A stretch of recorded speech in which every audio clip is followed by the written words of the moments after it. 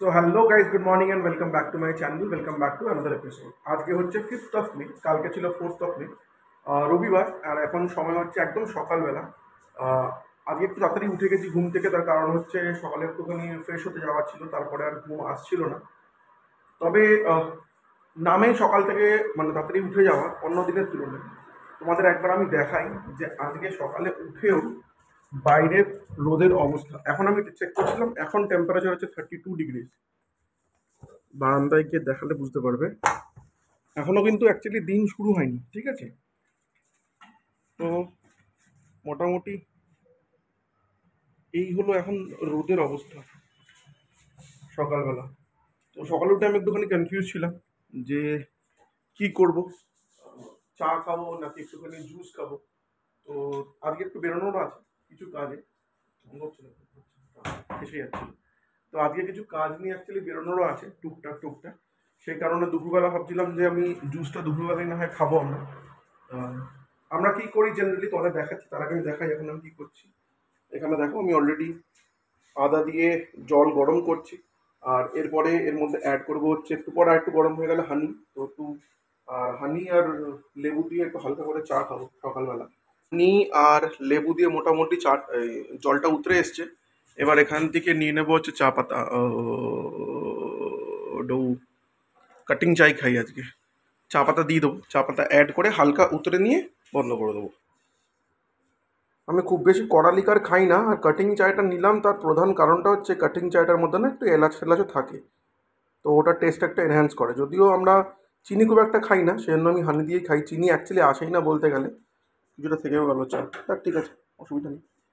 তো এই যে দেখতেই পাচ্ছ কাটিং চায়ের মশলাটা যেটা আছে না, ওর মধ্যে অলরেডি এলাচ দারচিনি কিছুটা থাকে। তো বেশ ভাল লাগে খেতে এটা। সো চা নিয়ে এখন বসে গেছি সকাল সকাল।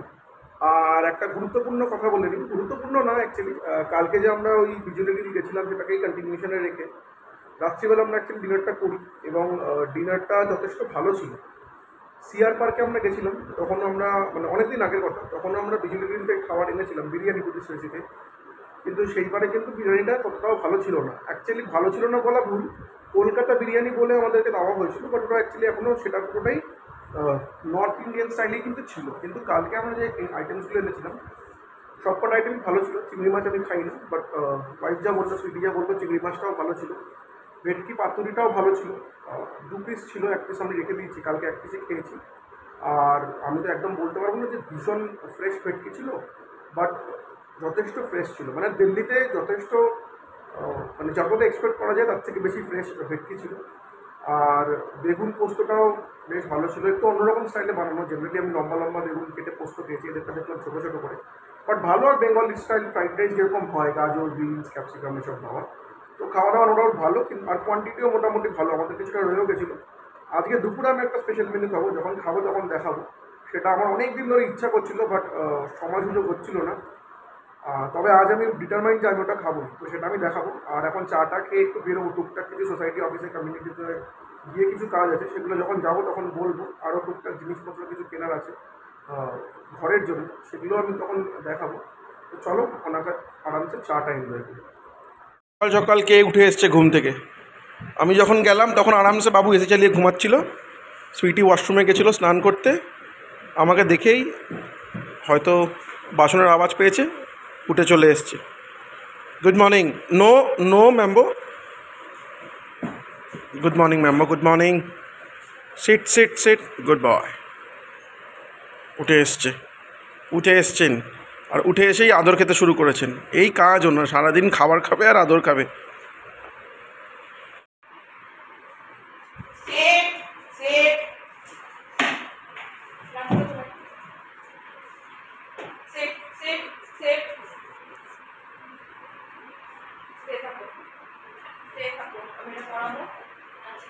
অক্লান্ত পরিশ্রম চলছে যাতে একটু বসে তারপর ওকে ট্রেনিং দেওয়া যায়।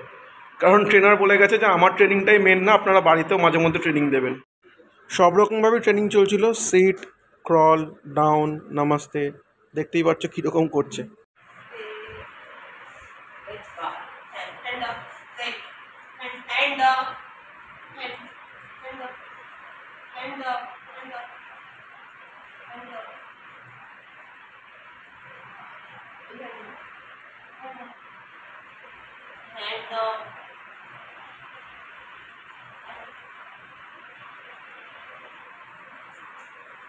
মোটামুটি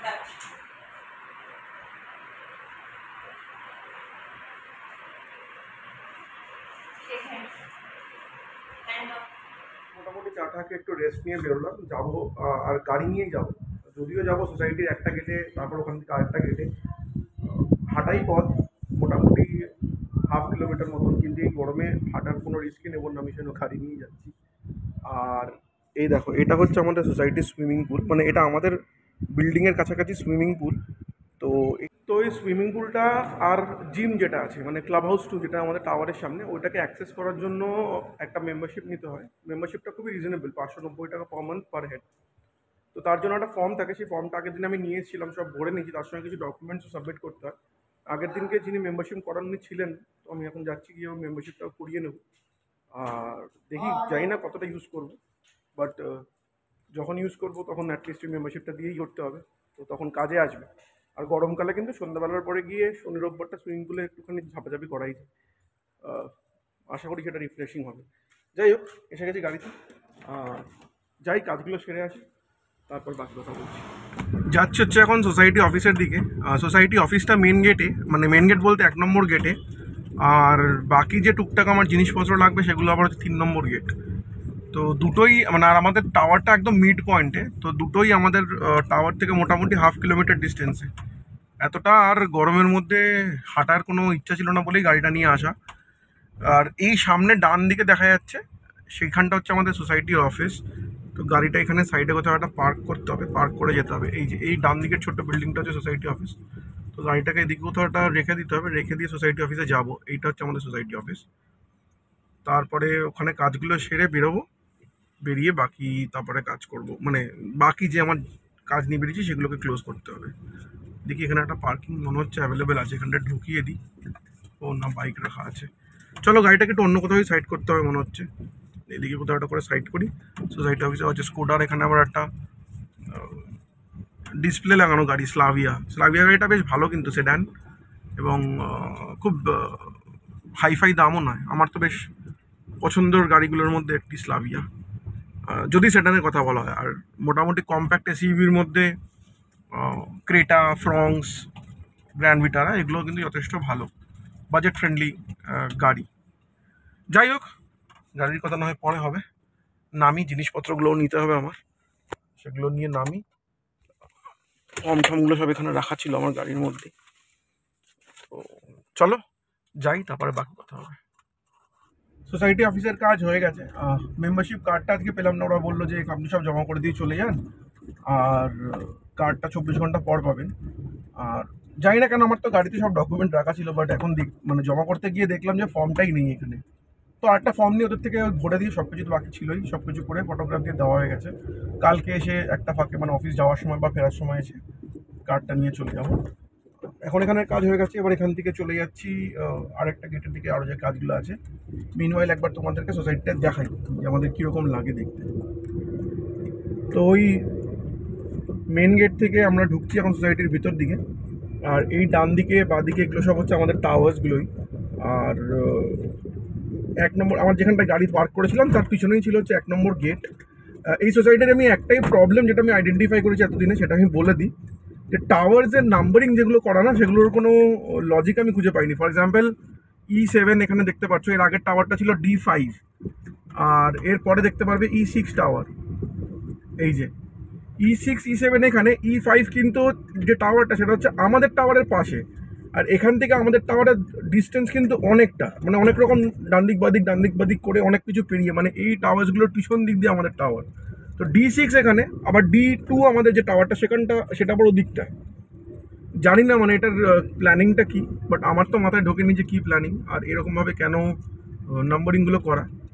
যাই হোক, সেটা হলো প্রবলেম। বাট এখানে না সব জায়গাতে এরকম রোড অ্যারো ম্যাপ, মানে ম্যাপিং করা আছে এরকমভাবে, যে কোন টাওয়ার কোন দিকে, সেটা একদিকে সুবিধা হয়। আচ্ছা, ডান দিকে দেখিয়ে দিই, এটা হচ্ছে আমাদের 2 নম্বর গেট, গেট নাম্বার 2।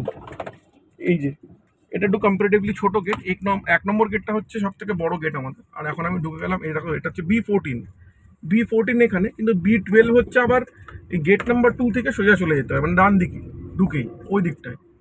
তো এটা হলো একটা কনফিউজিং ব্যাপার স্যাপার। যাই হোক, আমরা এখন, এটা হচ্ছে কাভার্ড পার্কিং এরিয়া। আমার গাড়ি তো বেসমেন্টে থাকে, এদিক দিয়ে গিয়ে শর্টকাট আছে, ওখান দিয়ে বেরিয়ে যাবো 3 নম্বর গেটে। আর গাড়ির মোটামুটি ভলিউম দেখে বুঝতেই পারছো যে এখানে কিন্তু প্রচুর রেসিডেন্ট থাকে, মানে এত রেসিডেন্টস থাকে, শুধু গাড়ি এত, তার মানে ভাবো যে সবার তো গাড়ি থাকে না সবসময়, তো কত রেসিডেন্টস থাকবে। আর বেশ বড়, বেশ বড়। আচ্ছা আমি দেখিয়ে দিই এখান থেকে, যে আমি ওখানে দেখালাম, এই যে সোজা টাওয়ারটা দেখা যাচ্ছে, এটা হচ্ছে E5, তার মানে E6 পিছন দিকটায় ছিল, আর এই টাওয়ারটা হচ্ছে E5, ক্লাব হাউস এর অপোজিট। এই যে ডান দিকে তোমাদের যে আমি সুইমিং পুলটা উপর থেকে দেখাচ্ছিলাম ক্লাব হাউসের, এই যে এটা হচ্ছে আমাদের ইকো ক্লাব 2 নম্বর ক্লাব হাউস। এর সামনে হচ্ছে আমাদের টাওয়ার, একদম তার অপোজিটে। কিন্তু প্রবলেমটা হচ্ছে যেটা, সেটা হচ্ছে সরি E4, ওখানে E6 ছিল, এটা হচ্ছে E4, আর ওখানে D6 ছিল, এর পরেরটা আমাদের টাওয়ার D2। তো বুঝতে পারছো কীরকমভাবে স্ক্যাটার্ড ওয়েতে বানানো। তো যাই হোক, এখন কিছু করার নেই, এটা তো আমাদের কিছু করার নেই। তো এবার যাই, আমরা বেরোই, বাকি কাজগুলো করে আসি। বলতে বলতে আমরা এসে গেছি হচ্ছে 3 নম্বর গেটের কাছে। একটুখানি ভিডিওটা হয়তো লেন্দি হচ্ছে, তার কারণ হচ্ছে যে আমি পুরোটা ঘুরিয়ে দেখালাম। এটা হলো 1 নম্বর গেট, সরি 3 নম্বর গেট, গেট নম্বর 3। এর বাইরে কিন্তু আমাদের মেজর মার্কেটটা বসে। তো এখান থেকে বেরিয়ে আমি মার্কেট অব্দি পুরো গাড়ি নিয়েই চলে যাবো, কারণ অন্য সময় না এখানটা প্রচণ্ড ভিড় হয়, তো ওখান থেকে অনেকে হেঁটে হেঁটেও চলে যায় মার্কেটে, কিন্তু এই রোদের মধ্যে তার কোনো সেন্স লাগছে না। তাই জন্য আমি একবারে গাড়িটা নিয়ে বেরিয়ে এলাম, যে ভাই আমি একবারে মার্কেটের সামনে গিয়ে গাড়িটা রেখে দেবো। মার্কেট বলতে সকালবেলা সেরকম কিছু বসে না, ওই ফলদার থেকে একটু ফল নেওয়ার আছে, আর টুকটাক ঘরের জন্য কিছু জিনিস কেনার আছে, কিনে নিয়ে একবারে ঘরে যাব। ডাব দেখে একটু ডাবের জল নিয়ে নিচ্ছি, গরমে ডাবের জল খুব কাজের। 3টে নিয়ে নিলাম ডাব, 60 টাকা করে নিল। আর রোদ দেখতেই পাচ্ছ, বেশিক্ষণ বাইরে থাকা ক্ষেত্রে সে খালি নেই, চলে যেতে হবে এক্ষুনি। প্রচণ্ড গরম, আমি আর পারলাম না। আর আমি হচ্ছে একদম বুদ্ধির বৃহস্পতি, কেন সেটা বলছি, তার আগে একবার শুধু একটা জিনিস দেখে না। দেখো, এটা হচ্ছে আমাদের বেসমেন্ট থেকে D2 টাওয়ারের এন্ট্রি, কিন্তু আমি ওই এন্ট্রি দিয়ে যাচ্ছি না। কেন যাচ্ছি না? ওই যে বললাম আমি বুদ্ধির বৃহস্পতি, সবই নিয়ে এসছি, বাড়ির চাবিটাও নিয়ে এসছি, যে ইনকেস সুইটি যদি কোনো কাজ বাজে ব্যস্ত থাকে আমি দরজা খুলে ঢুকিয়ে দিতে পারবো। প্রত্যেকটা বেসমেন্ট থেকে ওঠার জন্য আমাদের একটা অ্যাক্সেস কার্ড দেওয়া আছে, কারণ বেসমেন্টগুলো সব সিকিউরিটির জন্য কি থাকে, লিফটে অ্যাক্সেস করার জন্য ওই অ্যাক্সেস কার্ড দিয়ে টাওয়ার ওনার্সরা বা যারা থাকে ওই টাওয়ারে তারা অ্যাক্সেস করতে পারে।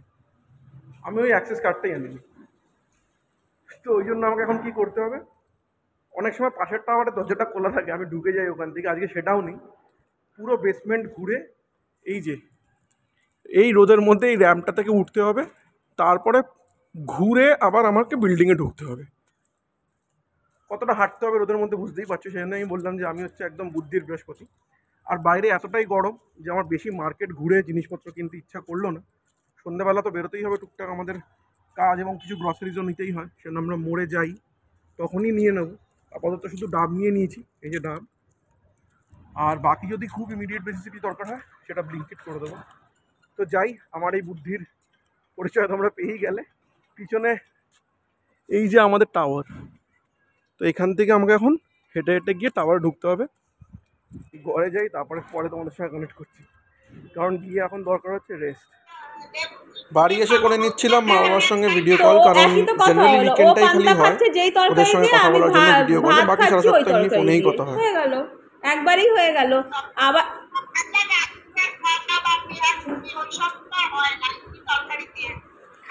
কাঁচা লঙ্কা দিয়ে লেবু দিয়ে পেঁয়াজি দিয়ে আলু চোখা দিয়ে আর একটু হালকা কাঁচা সর্ষের তেল আর কাঁচা পেঁয়াজ দিয়ে দুপুরবেলা জল ঢালা ভাত হালকা গরমে খুব ভালো লাগে খেতে।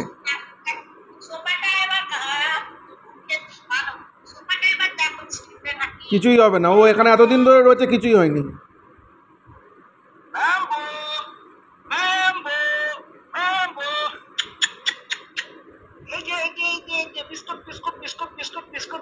ফোনের দিকে তাকাচ্ছে।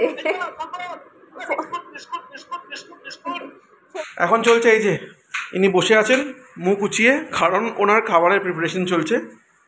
এখানটায় আমরা দইটাকে একটু অল্প জল দিয়ে ভাতটা স্কিপ করানো হলো। কি খাওয়াচ্ছ তুমি তাহলে?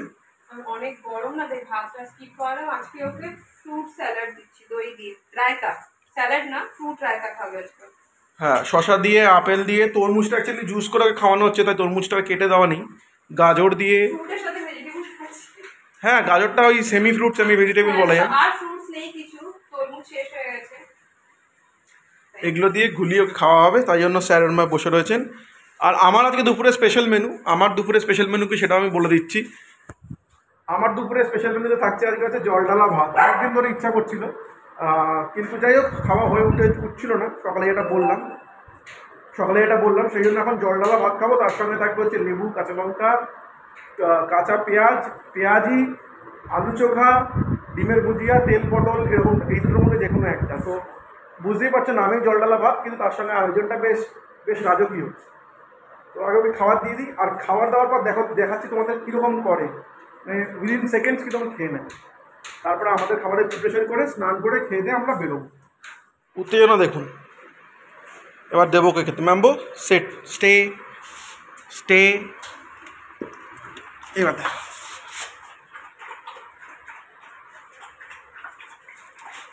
চলো, যতক্ষণে খাক ততক্ষণে আমরা আমাদের নিজেদের খাবারগুলো রেডি করে নিই, তারপরে স্নান টানও করতে হবে। Welcome back. আমার এখন টাইম হচ্ছে 2:30, আর স্নানের পর্ব শেষ, একদম ফ্রেশ হয়ে গেছি। আর এখন খাওয়া দাওয়া করবো, তারপরে ম্যাম্বোকে এক জায়গায় রেখে আমরা যেরকম বলেছিলাম বেরোবো।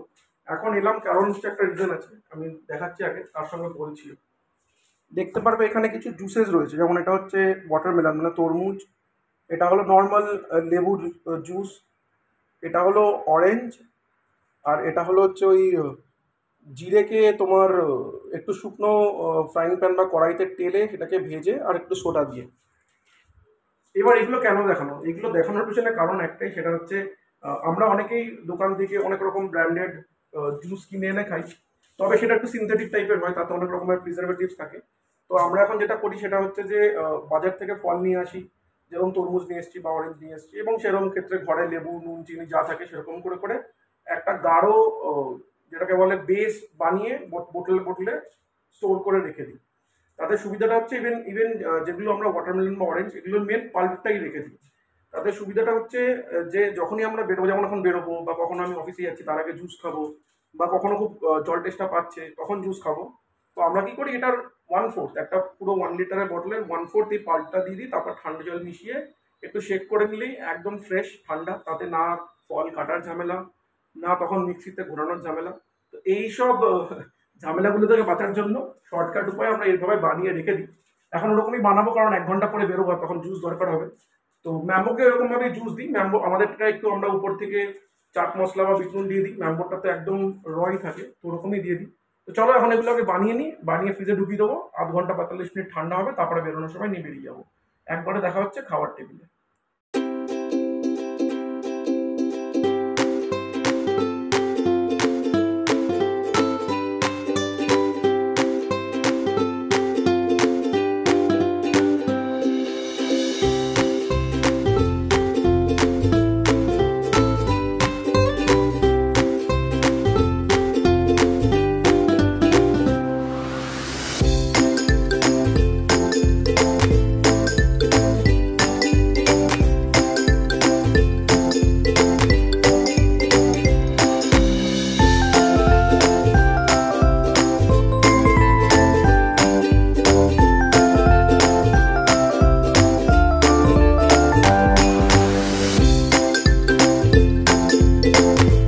এখন 4:15 বাজে, আমরা বেরিয়ে গেছি সব কিছু নিয়ে, জিনিসপত্র নিয়ে। ম্যাম্বোকে গিয়ে রাখবো, তারপরে একটুখানি টুকটাক যেখানে যাওয়ার সেখানে যাব।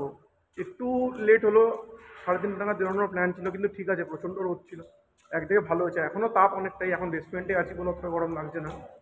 তো ম্যাম্বোকে নিয়ে গিয়ে রাখি, আর এই যে সামনে যাচ্ছে ম্যাম্বো।